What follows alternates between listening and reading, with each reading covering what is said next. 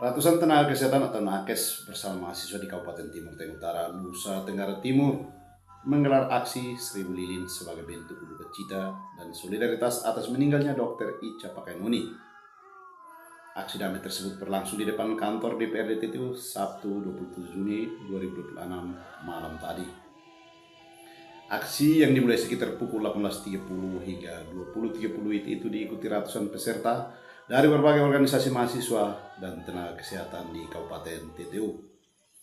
Organisasi mahasiswa yang terlibat diantaranya Perhimpunan Mahasiswa Katolik Republik Indonesia, PMKRI Cabang Kemenanu, Liga Mahasiswa Nasional untuk Demokrasi atau LMND Kabupaten TTU, serta Gerakan Mahasiswa Melaka, GEMA Kemenanu. Pantauan di lokasi, para peserta menyalakan lilin dan menggelar doa bersama sebagai penghormatan terakhir bagi almarhumah Dr. Ica Pakainuni. Suasana berlangsung hikmat dan penuh haru.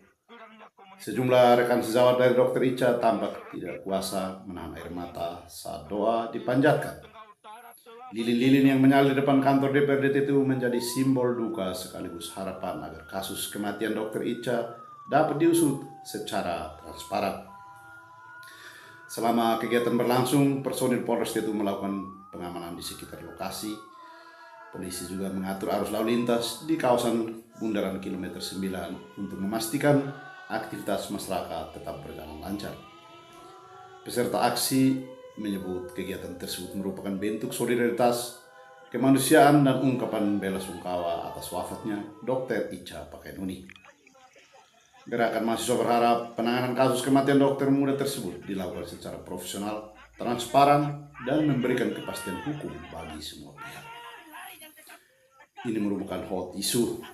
Kasus meninggalnya Dr. Ica, RS Leona TTU ini sudah di-blow up dan jadi sorotan dan viral di berbagai platform media mainstream dan berbagai media sosial.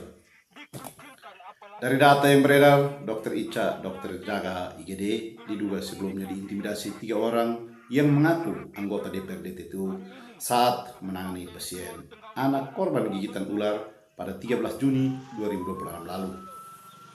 Dampaknya Dr. Ica depresi berat, trauma, sampai dirawat inap lagi di RS Leona. Menanggapi statement Kapolres TTU dalam beberapa waktu lalu, apakah intimidasi masuk unsur pidana atau tidak?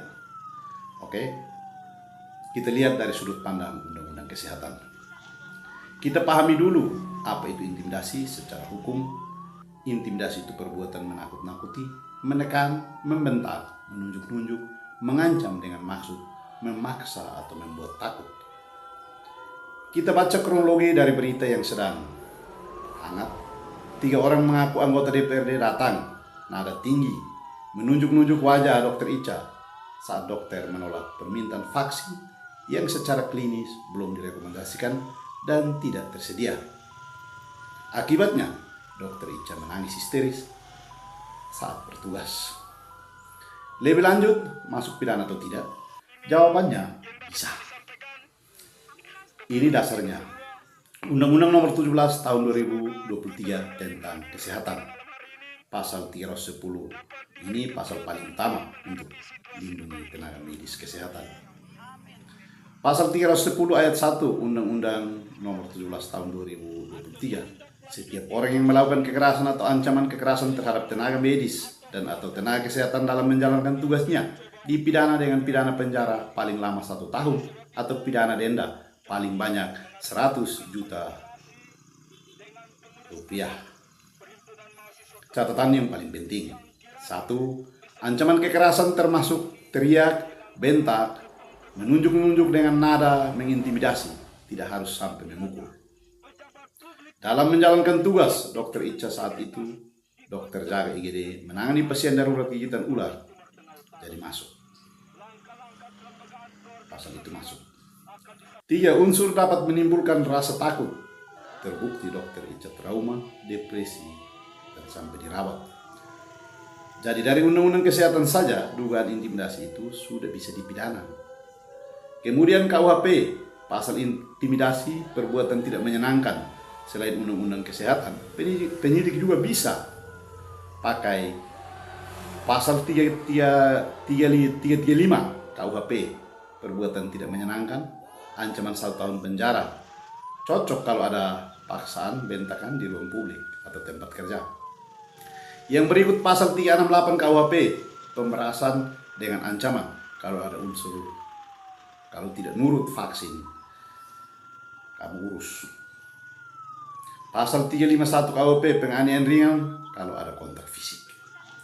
Dari Undang-Undang ITE pasal 27 ayat 4 junto pasal 45 kalau intimidasi itu dilakukan via chat, telepon atau ancaman online, ancamannya 4 tahun penjara.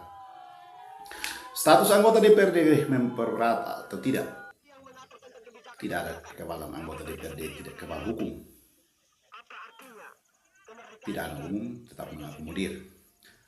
Malah bisa menyalahgunakan wewenang kalau mengaku anggota DPRD untuk menekan dokter supaya menuruti permintaan yang tidak sesuai standar medis. Ini bisa jadi pemberatan secara moral dan hukum. DPRD TTU sendiri mengakui ada insiden nada tinggi.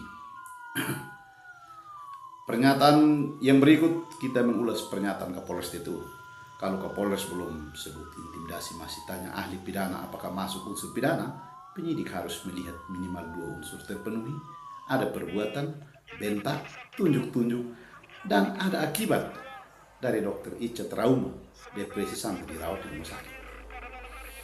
Kesimpulannya, apakah intimidasi masuk pidana? Jawabannya, khususnya pasal 310 Undang-Undang Kesehatan nomor 17 tahun 2023, ancaman 1 tahun atau denda 100 juta. Apakah korbannya dokter? Iya, Undang-Undang Kesehatan memang dibuat khusus lindungi nakes dan tugas kesehatan karena kerentanan nakes di daerah sering terjadi.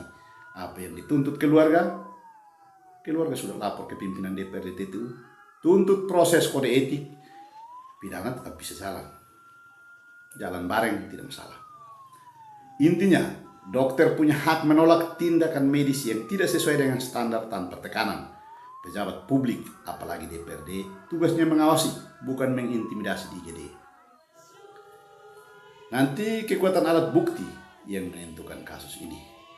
Benar atau salah itu urusan argumen, tapi cara menyampaikannya adalah cerminan isi kepala dan kualitas seseorang. Di atas sebuah jabatan ada kemanusiaan yang harus selalu dijaga.